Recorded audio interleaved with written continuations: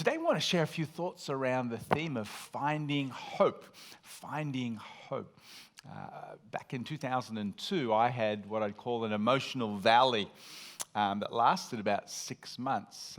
Wasn't sure what was happening, but it kind of took everything within me just to get through the next appointment, task, project, and I was more pleased when it was done than when I was engaged with it or leading up to it.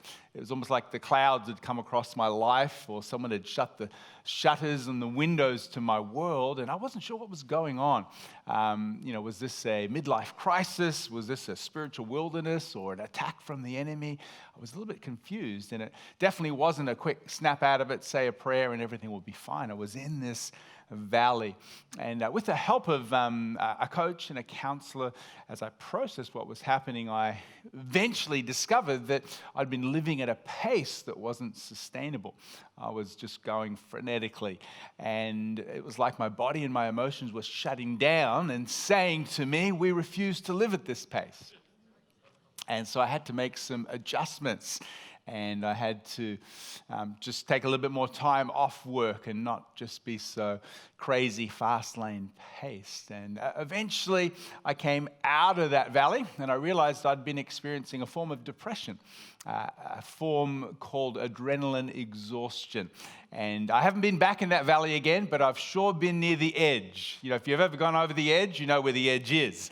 And so I can now read the symptoms of when I'm kind of nearing that valley again. It was a very interesting experience for me in my life. What about you? Have you ever been depressed? Maybe you are now, or maybe you have been, but you never called it depression. The word depression simply means low mood. Low mood. Your mood's a little bit depressed, a little low. The truth is, everyone has times when you feel down, when you feel low. Come on, your friend moves out of town, or you failed a test, or your football team lost. Again, maybe, this kind of mild depression settles in for an hour and then sometimes it lifts, but sometimes it stays for a day, sometimes for a week. I went to see Geelong play last week with my boys and we lost, and it's still a little there after a week, hoping we can turn it around this afternoon. Sometimes that depression settles in for a month, sometimes even for a year, sometimes even for longer. And so depression is actually now being called an epidemic in the West. Some people call depression the common cold of the emotions. Very easy to catch. It's not rare for people to have periods of depression. Depression statistically is 10 times as prevalent as it was 50 years ago. 1 in 8 Australian men will have a severe bout of depression in their life. 1 in 6 women will have a severe bout. Women and men sometimes respond differently. Women tend to feel their depression more, where men tend to act it out, sometimes in anger and irritability or addiction. And unfortunately, men are less prone to seek help when they're going through depression. Suicide, tragically, is on the rise. In Australia, every day, 8 people take their life. Every day. That means in 2017, 3,128 people took their life. And for every suicide that's recorded, another 20 people have attempted suicide. 6 of those 8 Aussies who take their life every day are men. In fact, men are 3 times more likely to die by suicide than road accidents. The biggest killer of young Australians is suicide. It's the largest killer. I was talking to a person last night who had an extended family member, a 15-year-old boy, who last year just took his life. I was listening to the news this morning. The fastest growing age group for suicide is 85 plus. And so we're living in a world where depression's on the rise, suicide is on the rise, and it's a bit shocking because, we do live in a world of great opportunity. No other generation has had the unprecedented opportunities for happiness and wealth and knowledge that we have in our generation. And yet we live in a time of great challenges with crime and poverty in some places of the world, violence on the rise, the threat of terrorism, freaky weather patterns. I read just this week that in the Arctic area, because of the high heat, there's about 100 wildfires raging in the Arctic. It's kind of crazy, isn't it? And so we live in a world of opportunity and yet of so much challenge that leads to uncertainty and fear, and for many, a sense of hopelessness. Hence this epidemic of depression. And so the big idea of this message is we live in a world in desperate need of hope. Would you agree with me? A world that is in desperate need of hope. Let's talk a bit about depression. Depression is a very complex conversation, and let me just say, any sermon or any message like this is not the last word on a topic. I see my messages as hopefully conversation starters. And so when I'm done, the topic's not covered. I hope you'll have some conversations over lunch, and we'll keep talking about this more as a community. Depression's complex. It comes in different forms, has different causes, different symptoms, and there are different degrees of depression. One of the challenges with depression is it's subjective. You can't actually see it. If someone walked in here today with a broken ankle and they've got a cast on their ankle, how many know we'll be a little cautious around them? We'll be patient with them, won't we? You won't be going, hurry up. You know, you'll see they've got a broken ankle and a cast. You're not also going to go up and go, oh, come on, let's pray. Take that cast off right now. You understand that you'll pray for them, but you know there's a process and, you know, it's going to take some time. Well, you know, depression, unfortunately, you can't see, but it's just as debilitating as a broken ankle. And prayer is good, but sometimes you don't just snap out of it. And people need some care and some understanding when they're going through depression. Depression often leads to negative thoughts, negative mood, and negative behavior. Sadly, for some, depression can be a sign of weakness. But I just want to let you know that that's just a myth. Anyone heard of Winston Churchill? Come on, one of the great leaders of our modern world. Strong leader in times of adversity. You know, Winston struggled frequently with depression. He gave his depression a name. He called it the black dog. The black dog would be there, sometimes for days, and then, black dog's gone. That kind of helped him differentiate his depression from himself. He was not a weak person. Anyone heard of John Wesley, Martin Luther, other great spiritual leaders, founders of whole denominations? They also had times of depression and low moods. So depression is not a sign that you're a weak person. That is a myth. Arch Hart, a Christian psychologist, actually says depression is a healing emotion. It's for our benefit. How many know physically if you didn't feel pain, that would be very dangerous? Pain is a signal that you need to make an adjustment. If you didn't feel pain, you would do a lot of damage in your life. And Arch Hart says depression is like that. It's a healing emotion. It's getting your attention that something needs addressing. It's there to serve you. It's a protective device for your heart. And so we shouldn't have a negative attitude towards depression. So, what does God have to say about all this? Well, one of the things I love about the Bible is the Bible doesn't just tell us the victory stories and the high mountaintop experiences. The Bible tells us some of the challenges. The Bible is very authentic about the valleys that people walk through. And you name any Bible character, whether it's Job, Moses, David, Jeremiah, Jonah, Elijah, they all went through times of low moods, some of them so low that they wanted life to end. And so let's not have this mentality that depression is weakness or a sign of God's punishment or a lack of faith. It is often part of the human experience. And so God understands. Let's look at this first Bible verse coming up now. Proverbs 13, verse 12. Hope deferred or delayed makes the heart sick. God understands that when hope hasn't turned up, when hope is absent, it affects your whole well-being. Your whole health is affected by hope being absent. But when a longing is fulfilled, it's like a tree of life. God understands. Not only does God understand, God cares. Look at Romans 15:13 now, next slide. Paul says, may the God of hope. Wow, I know God's a God of love. I know God's a holy God. I know God's a God of peace. Did you know God is a God of hope? May the God of hope fill you with all joy and peace as you trust in him, so that you may overflow with hope. God doesn't just understand, he cares, and he wants to be a source of hope for us. Jeremiah 29:11, I know the plans I have for you, says the Lord. Come on, you know this one. Plans to prosper you, not to harm you. Plans to give you a That was your cue. Plans to give you a hope and a future. So in this world of uncertainty and hopelessness, God understands the impact of depression and low mood and hopelessness, and He wants to be a God of hope for us. There are many debates and discussions about where all this hopelessness is coming from. What is the source of low mood?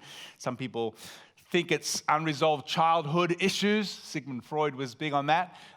Your current situation is because of trauma in the past. And there's an element of truth in that. If we've had traumatic past experiences, they can sometimes trigger our current mood. Others move forward and go, no, it's genetic.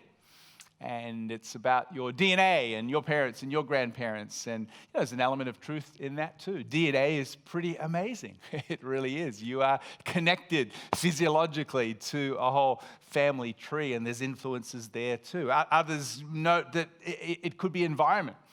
And there's no doubt that the environment you're in, the stress, the pressures that your environment creates, also influences your mood. And so these are all factors. I don't think any one of them are the factor.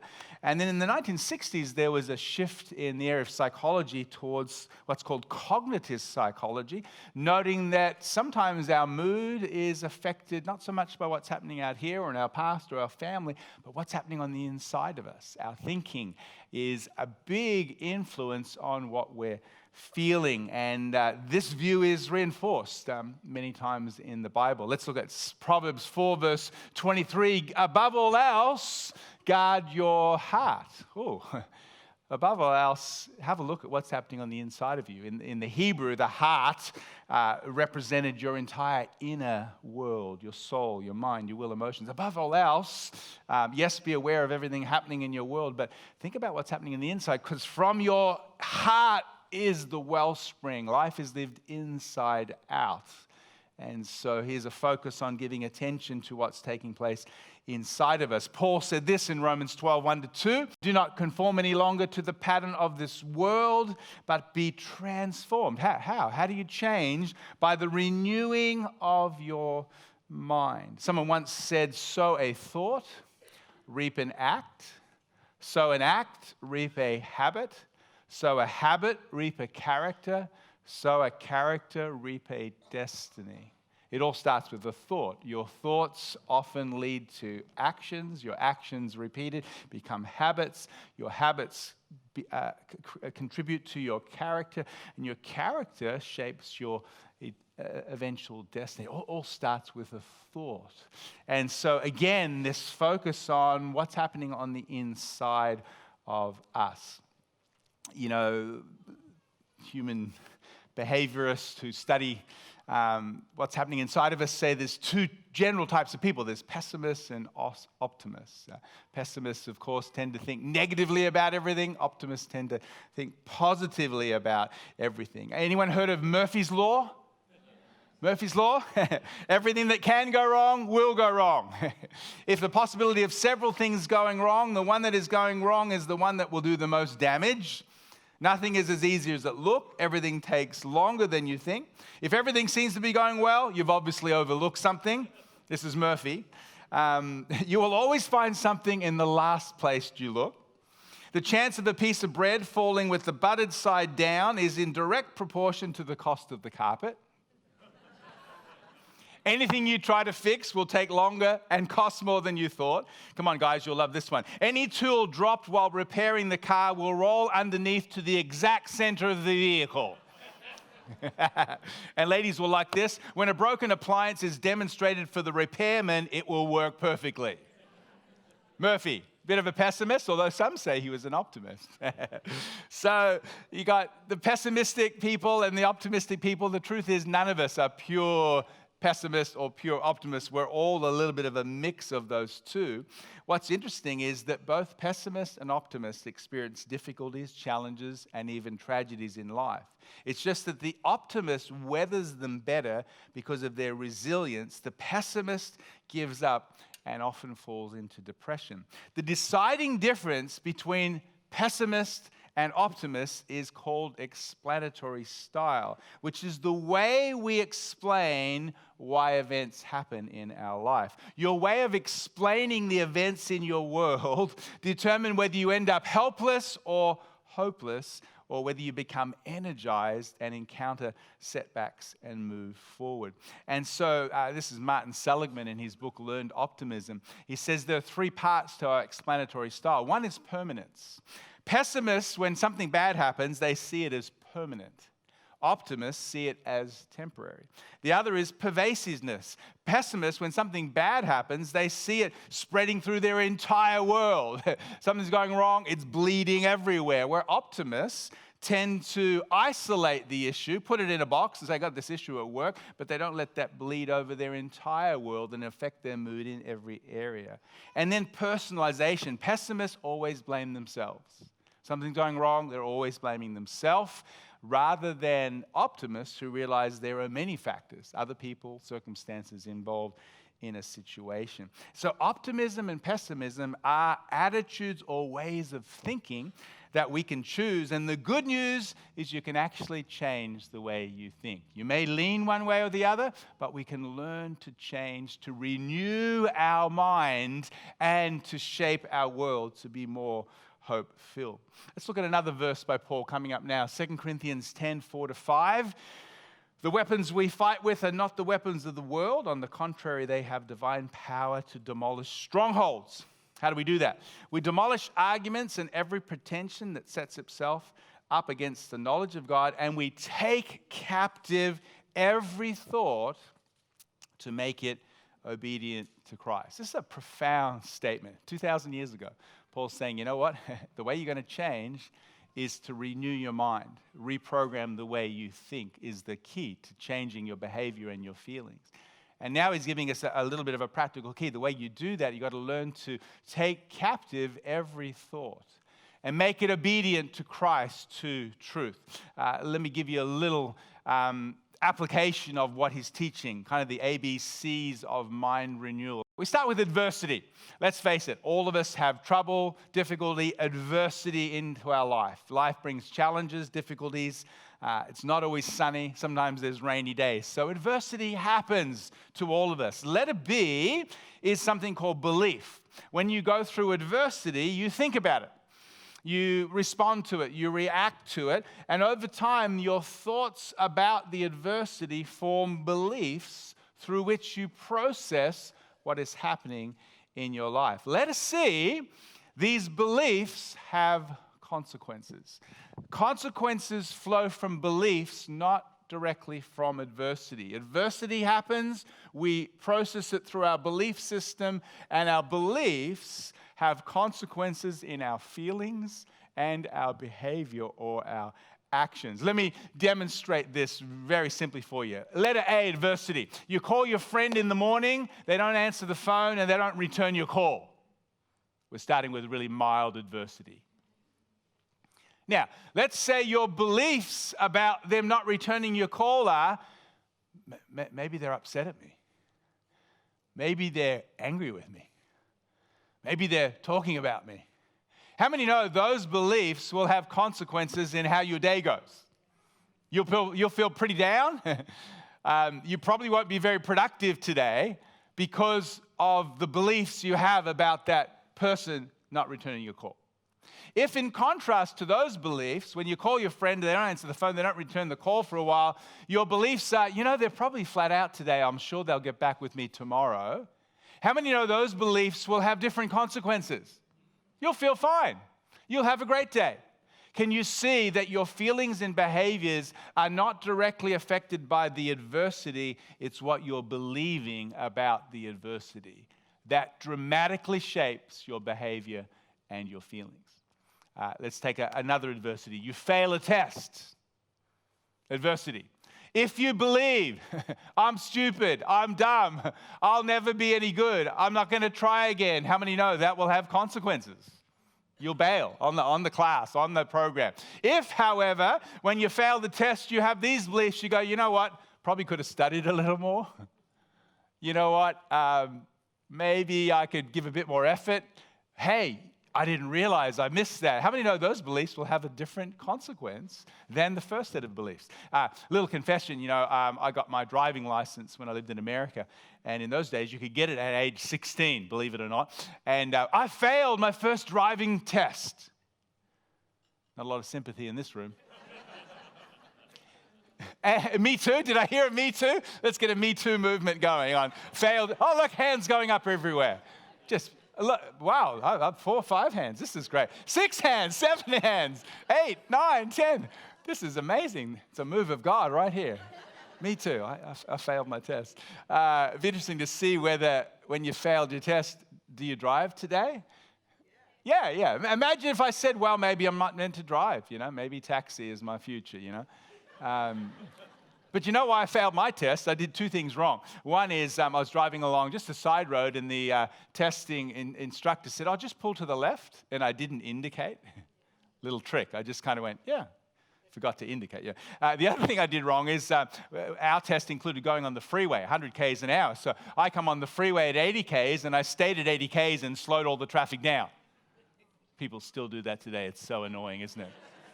I didn't drive fast enough. Now I could have thought, I failed. Guess I'll never drive. But you know what I did in my belief system? I can indicate. I went back again. I indicate. I can drive faster. You want me to go faster? I can do faster. And I got my license second time, got 100%. All I'm simply saying to you is it's not so much the adversity that's happening in our life. I'm not underestimating the impact of adversity. It's the story you're telling about your adversity that has the biggest impact on your feelings and your behavior. Pessimists at that belief system, their beliefs actually shape a lot of their mood and a lot of their behavior. And so we've got to learn to dispute, not the adversity, to dispute our beliefs. I would encourage you this week, tune in to your internal dialogue. Tune in to your internal thought system. What are you saying to yourself about what's happening in your life right now? And you know what? If you'll learn to dispute and say, well, is that true? Is that right? Is that accurate? That's what Paul's saying. Take captive every thought and go, is this true? And if you can learn to dispute your thoughts and replace lies and error with truth and with reality, it'll make a huge difference in your life. Such a powerful, powerful insight from Paul. Let me illustrate this, and I'm covering a fair bit in our time today. I need about, maybe 10 volunteers just for a little drama today. Come on, who's good at drama? Who's always wanted to be in a drama? Come on, just give me 10 people really quickly out here. Yeah, come on, give them a clap, encourage them a little bit. Where's my drama team? I've got 5. I need another 5. So just get into a circle. As we've got a few more coming. Can I have another 2 come and join me today? Here they come. Here they come. Here's your moment to get on television. This is going all around the world. Hello, Russia. Hello, America. Okay, into a circle, and then just face to the right. Everyone face right, and then just walk in a circle. Okay, so just and let's pick up the pace. Let's pick it up about 2 times, 3 times. There we go. So just keep going like that. Well done. We've been rehearsing this all morning. Now, this is what your mind looks like. Spread out a little bit. Just keep the circle going. And keep the speed up a little bit, okay? This is what your brain looks like. It's a beehive, an ant nest of activity. There are thoughts. In fact, there's a lot more than these. Even while I'm talking right now, you're thinking of all kinds of stuff. What's for lunch? Your football team lost, it's all happening. So here's all these thoughts going through your mind. And so what we've got to learn to do, pause. We've got to take captive every thought. And here's a thought that's saying, Mark, you're an idiot. Sorry. Don't apologize. Stay in character. Mark, you're an idiot. Okay? That's a thought. Buzzes through my mind. I have to pause and say, well, am I an idiot?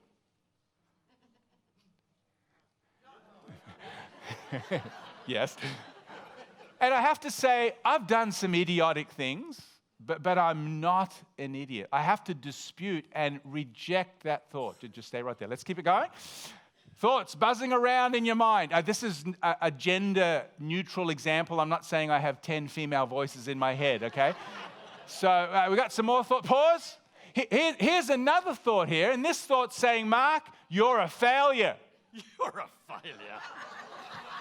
Sign this guy up for the drama team.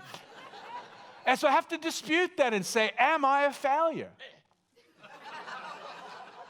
Well, I have failed many times. I failed my tests, my driving tests. But failing doesn't make you a failure. I have to dispute that and say, no, just stay there. I'm not a failure. Keep going. There are other thoughts that regenerate, and they come in here. So let's pause. Here's another thought. And this thought's saying, no one likes you. She's too nice for this role. There's another thought saying, no one likes you. I have to dispute that and say, well, is that true? There are people who don't like me, but my wife likes me. My dog likes me. And so I have to reject that. Now, just come over here and form a little triangle and put your arms on each other's shoulders. If you're not careful, you take these thoughts. You're an idiot. You're a failure. No one likes you. And you've got a little stronghold of rejection right here. This is what happens in our mind unless we dispute and replace them with truth. This is what happens. Let's give our drama team a big clap. Thank you, thank you. And so I want to encourage you today. There are many causes of depression. Sometimes depression's got physiological causes and may need some medicine to balance that out. I'm not here as the final word on depression, but whatever your cause is, your thinking has a huge impact on your feelings and your behavior. And so the wisdom of the scripture, thousands of years ago, well before psychology was even a field of study, is telling us, guard your heart. What's happening inside flows out into your life.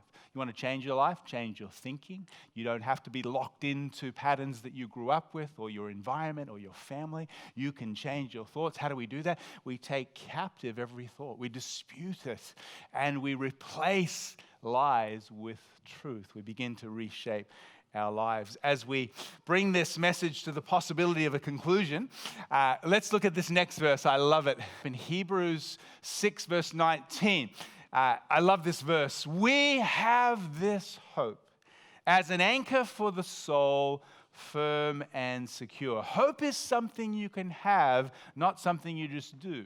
See, Christian hope isn't just wishful thinking. Look on the bright side. Hope for the best. It's not blind optimism. We can have hope. We can possess hope. And the writer here says it's like an anchor to the soul. See, hope is only as good as what you've attached it to. If you're hoping in something that has no certainty, no reliability, then the hope itself has no power. Hope is only as powerful as what you've attached it to. Our hope is anchored, and it's an anchor for the soul, firm and secure. Let me give you 3 areas where I think we can find hope today. Whatever adversity you may be going through, there are many uncertainties in life. I want to give you 3 certainties. Number 1 is God's presence. God's presence. One of the names of God is Jehovah Shammah. I am the God who is always there. There is no place, your past, present, future, good, bad, mountain, valley top. There's no place in your life where God is not there. And although people can be uncertain, circumstances can be uncertain, we have a certainty that God will never, ever abandon you. God will never, ever abandon you. He'll be with you in the fire, through the fire, in the valley, through the valley. That's an anchor for the soul. God, I may not feel you. I may not always know what and why stuff is happening, but you are with me. Number 2 is God's purpose. Often we want to know, why is stuff happening? Why did God allow this? And we don't always get the answer in this life to the big why. But God does say that I have a purpose. And God has this way of orchestrating everything in our life for an ultimate purpose. It's a bit like a tapestry. Ever seen one of those tapestries from the back and they just are full of all of this, dark and light threads, and you go, what is that? Then you turn it over and you go, wow. I think eternity will be the grand turning over of our life and stuff that we just didn't understand. God will give us some clarity on. You know the story of Joseph. He had some dreams, but his brothers were jealous, threw him in a pit, beat him up, and he ended up in prison for 13 years. Talk about adversity. What was he going to believe about that adversity? I'm sure his mind had a lot of stuff happening, but after 13 long years, he was promoted. He re-encountered his brothers who had thrown him into that pit, and he says this amazing statement in Genesis 50, verse 20. You meant it for evil. It was wrong. It was hurtful, but God used it for good. What a belief system. It's a belief system that understands God's presence, God's purpose, as it were. There's a belief in providence. Without that belief, he would have ended up a bitter, twisted, angry old man, because the adversity would naturally create that. But he chose to renew his mind and to anchor his soul on God's with me in this prison, and maybe he's even got a purpose for it. That's something you can have. And then number 3 is God's promise. What God has said to you, what he's promised you, he will do. God is a God who keeps his word. And so, how about you today? How's hope in your world? Are you processing some low mood right now? That's okay. It's a normal part of the human experience. And so our prayer here at Bayside, it will be a community where no one does life alone. And so if you're working through some depression, hey, don't bury that, don't hide that. Talk about it with a pastor, with a counselor, and let's be a community.